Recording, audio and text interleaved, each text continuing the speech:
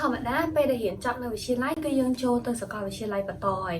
ให้ปะตอยไปยังหอสลาหอยห้าอยู่บองเลยใครสลาหอยให้ในต่างเอาขึ้นในเดินหอไทยยังกูจะเถียมคนในกิจลาติสบัดซึ่งจีนในต่างเอาขึ้นในจังดังอ่ะกลุ่มเพลงตามนั้นวิดีโอเนี่ยเราจับอ่ะ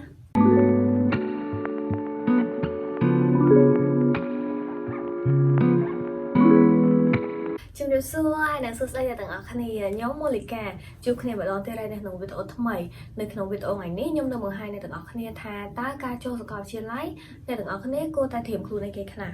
ប៉ុន្តែមុននឹងយើងចូលទៅកាន់វីដេអូខ្ញុំសូមបញ្ជាក់តិចសិនថាការលើកឡើងរបស់ខ្ញុំទាំងអស់នៅក្នុងវីដេអូនេះគឺមកពីបទពិសោធន៍របស់ខ្លួនខ្ញុំហ្នឹងកុំឲ្យខាត់ពេលយូរយើងចូលទៅកាន់វីដេអូរបស់យើងហ្មងតែដោយសារតែមានចំណុចដែលខ្ញុំចង់និយាយនឹងរៀងច្រើនដែរអញ្ចឹងខ្ញុំនឹងបែងចែកវីដេអូនេះជាពីរផ្នែកធំៗផ្នែកទី1ដែលខ្ញុំចង់និយាយប្រាប់អ្នកទាំងអស់គ្នាហ្នឹងគឺតកតងមួយការរៀបចំផ្លូវចិត្តរបស់យើងអ្នកទាំងអស់គ្នាមានដឹងថាការរៀននៅវិទ្យាល័យហើយនិងការរៀននៅសាកលវិទ្យាល័យមានភាពខុសគ្នាច្រើនខ្លាំងមែនតើភាពខុសគ្នាមួយចំនួនដែលខ្ញុំមើលឃើញខ្លួនឯងផ្ទាល់ហ្នឹងគឺការរៀននៅវិទ្យាល័យគឺយើងទៅរៀនយកវត្តមានយើងធ្វើលំហាត់គាត់មេរៀនហើយគ្រូគាត់ចាំកាយយើងអញ្ចឹងទៅ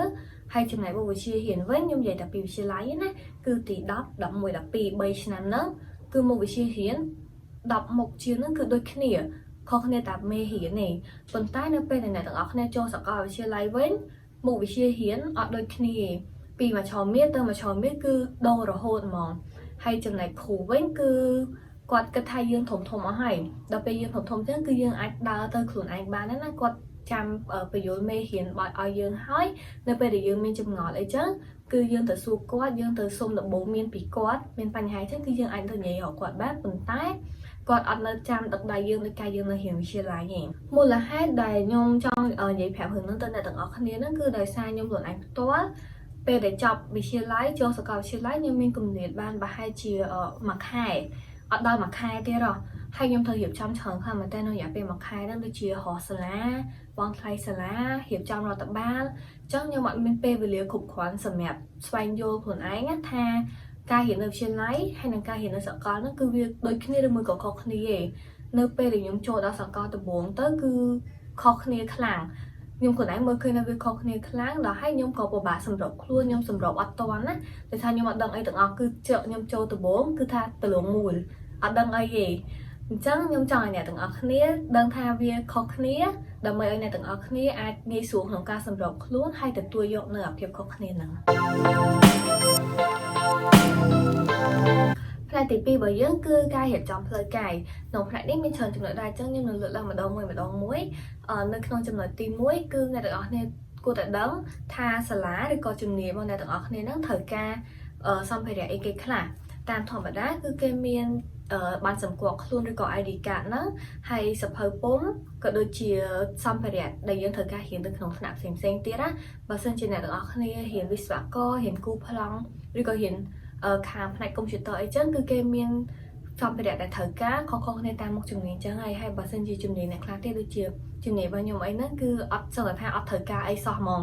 មានតែ laptop មួយគឺទៅរៀននៅបានហើយនឹងសភៅបិទសម្រាប់យើងកត់ខ្លួនឯងអីចឹងទៅប៉ុន្តែអ្នកទាំងអស់គ្នាក៏គួរតែដឹងមុនដែរដោយសារកុំឲ្យពេលដែលចូលរៀនហើយអ្នកទាំងអស់គ្នាត្រូវរត់ចុះរត់ឡើងដើម្បីរកនៅឧបករណ៍ទាំងអស់ហ្នឹងចំណុចទី2របស់យើងវិញគឺអ្នកទាំងអស់គ្នាគួរតែដឹងពីការវិភាគរៀនរបស់ខ្លួនឯងហើយ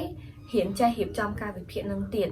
ធម្មតាការវិភាគរៀនគឺគ្រូអាចនឹងឲ្យយើងមុនពេលចូលរៀនឬមួយក៏ថ្ងៃដំបូងអាទិត្យដំបូងនៃការចូលរៀនហ្នឹងហើយនៃពេលចូលរៀនហ្នឹងហើយអញ្ចឹងអ្នកទាំងអស់គ្នាបន្ទាប់ពីបានទទួលការវិភាគហ្នឹងហើយត្រូវចេះរៀបចំការវិភាគហ្នឹងកម្មវិធីមួយចំនួនដែលខ្ញុំចូលចិត្តប្រើសម្រាប់រៀបចំការវិភាគរបស់ខ្ញុំមាន Google Calendar ឬក៏ long និយាយរបស់យើងក៏បានហើយនឹងកម្មវិធីមួយទៀតគឺ Notion អ្នកទាំងអស់គ្នាអាចរៀនពីរបៀបប្រើ Notion នឹងបាននៅក្នុង YouTube ឬមួយក៏នៅក្នុង Google ហ្មងក៏បានដែរហើយកម្មវិធីហ្នឹងខ្ញុំចូលចិត្តប្រើដើម្បីដឹងថាក្នុងមុខវិជ្ជា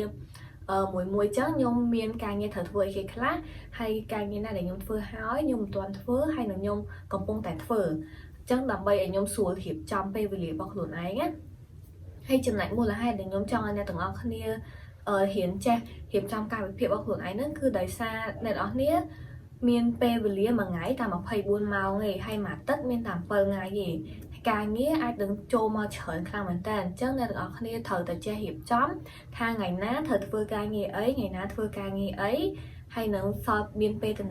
tục về từ này khá là đầm bay chừng này lơ khuôn ai đi chỉ tự đa lên mình mật phe đa lên mình khổ xa ấy trắng á hay nằm ở mỗi tiết cứ đầm bay bóng cả cùng ai dương hiền ra hốt stress admin pe tự đa lên hay là mỗi tiết cứ dương tự đa lên ra hốt admin pe hiền trắng á chừng là tụi bay bảo dương mấy cứ này từng ở khăn nia cua tài chaอย่างhại nát có ba mua được than này cả phở phè công chuyện tối đi coi laptop bao dương này và xin chỉ là theo cha hái goodคนใต้บางส่วนจีเอาตอนแจ้เต้นในตอนนี้ยมสมนปอยในตอนนี้พีเยี่ยมเห็นอย่างไรนักกับบางมูลฐานบอกคอมพิวเตอร์ได้ด้วยจีการด้วยจี typing เผยแพร่ Word เผยแพร่Excel หรือก็ประกาศสไลด์ไอ้จังอ่ะผู้ไอ้ไปในต่างออกในโจดาวสกาวเชียร์ไลเตอร์ครูเพจเชิญคือจิ๊บแซ่หลังนั้นสมัยโควิดกอดเอายังแต่เซได้ในเรื่องกันได้แต่เซไว้แต่เซไอ้กับซาในเรื่องกันได้ให้ยอแต่ไอ้กอดได้เอาแต่คือผิดไปคลาคือกอดเอายังไว้ในขนมคอมพิวเตอร์ว่ายังห้ายังปริ้นยกกระดาษนั่นแต่ไอ้กอดไก่หรือก็ไปคลาติดในขนมโควิดนั่งจีบแสบคือยังไว้ไอ้กับซาในขนมคอมพิวเตอร์ว่ายังให้ยังจุดยาไฟล์นั่นแต่ไอ้กอดมองเจ้ามาส่วนจีนต่างออกคันนี้เอาตอนแจเต้เอาตอนแจเผาคอมพิวเตอร์เอาตอน typing store เต้คือวิไอหนึ่งจำไหนเปย์ยูเฉียงแหนบเซนจังอันในทางแหนบเซนเกเผาแผลเปย์กระลาเมาไว้ไอ้กับซามวยเนี่ยในตอนนี้ไอ้หนึ่งจำไหนเปย์ไปจีมาเมาขลาจังวิคานเปย์ว่ายังส่วนไอ้ให้จำไหนไอ้กาเห็นนั่นคืออดยูในต่างออกคันนี้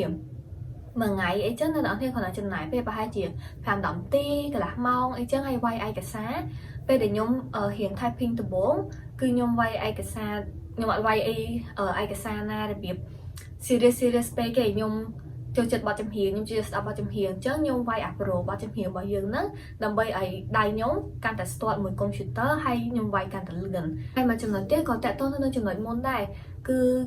អ្នកនរនេះគួរតែចេះប្រើប្រាស់កម្មវិធីមួយចំនួនសម្រាប់រៀនអនឡាញណាដោយសារឥឡូវហ្នឹងគឺសម័យកូវីដយើងអត់អាចទៅរៀននៅសាលាបានទេគឺអ្នកនរនេះត្រូវរៀនអនឡាញពីផ្ទះទៅត្រូវអត់អញ្ចឹងមានកម្មវិធីមួយចំនួនដែលប្រើប្រាស់សម្រាប់រៀនអនឡាញដូចជា Zoom Microsoft Teams Google Meet អីចឹងណាហើយកម្មវិធីអស់ហ្នឹងអត់ពិបាកក្នុងការរៀនទេប៉ុន្តែបើសិនជាអ្នកទាំងអស់គ្នាអត់ដែលប្រើប្រាស់វាសោះហ្មងពេលដែលចូលរៀនដំបូងពេលដែលប្រើប្រាស់វាដំបូងទៅអាចនឹងរៀនវល់បន្តិចអញ្ចឹងខ្ញុំចង់ឲ្យអ្នកទាំងអស់គ្នាអាចនឹងចំណាយពេលមើល YouTube ក៏បានមើលវីដេអូក៏បានឬក៏បើកប្រើខ្លួនឯងហ្មងដើម្បីឲ្យពេលចូលរៀនទៅយើងដឹងថាកន្លែងនេះមានមុខងារគេខ្លះវាធ្វើឲ្យគេខ្លះស្រួលយើងរៀបចំខ្លួនបានធំធៅជាងមុនបានល្អជាងមុនបន្ទាប់ពីអ្នកទាំងអស់គ្នាចេះប្រើប្រាស់កម្មវិធីអីអស់ហើយដល់ពេលដែលអ្នកទាំងអស់គ្នាគួរតែបង្កើនការទំនាក់ទំនងរបស់ខ្លួនឯងហើយពួកអីនៅក្នុងសាកលវិទ្យាល័យសំខាន់មែនតើគឺការបង្កើនទំនាក់ទំនងហ្នឹងអ្នកទាំងអស់គ្នាអាចសាកសួរខាងសាលាឬក៏សួរគ្រូមិត្តរួមថ្នាក់ឬក៏សិស្សច្បងរបស់យើងណាថាតើនៅក្នុងសាលារបស់អ្នកទាំងអស់គ្នាហ្នឹងមានក្លឹបការងារអីអត់ហើយអ្នកទាំងអស់គ្នាអាចចូលរួមក្នុងក្លឹបហ្នឹងហ្មងក៏បានឬក៏អាចទៅរកស្មការងារស្ម័គ្រចិត្តនៅក្រៅសាលារបស់យើងក៏បានដែរដើម្បីពេលដែលយើងចូលរួមទៅយើងស្គាល់មនុស្សកាន់តែច្រើនស្គាល់មានមិត្តភ័ក្តិកាន់តែច្រើនអញ្ចឹងណាចំណែកឯនៅក្នុងថ្នាក់របស់យើងវិញខ្ញុំចង់ឲ្យអ្នកទាំងអស់គ្នាព្យាយាមស្គាល់គ្រូហើយនិងស្គាល់មិត្តរួមថ្នាក់របស់យើងឲ្យបានកាន់តែស្និទ្ធស្នាលមួយគ្នាដូចជាស្គាល់មិត្តរួមថ្នាក់របស់យើងហ្នឹងគឺតាមរយៈការធ្វើការងារក្រុមមួយគ្នាអញ្ចឹងណាធម្មតាពេលចូលរៀនគឺគ្រូគាត់ដាក់ការងារក្រុមឲ្យយើងធ្វើហើយចំណែកឯមួយគ្រូវិញគឺពេលដែលគាត់សួរអីចឹងយើងអាចនឹងឆ្លើយមួយគាត់បើសិនយើងចេះយើងឆ្លើយមួយគាត់អីចឹងទៅយើងដេញដោលសួរគាត់វិញអីចឹងណារបៀបចឹងទៅយើងបង្កើនការតំណែងរបស់យើងដើម្បីនឹង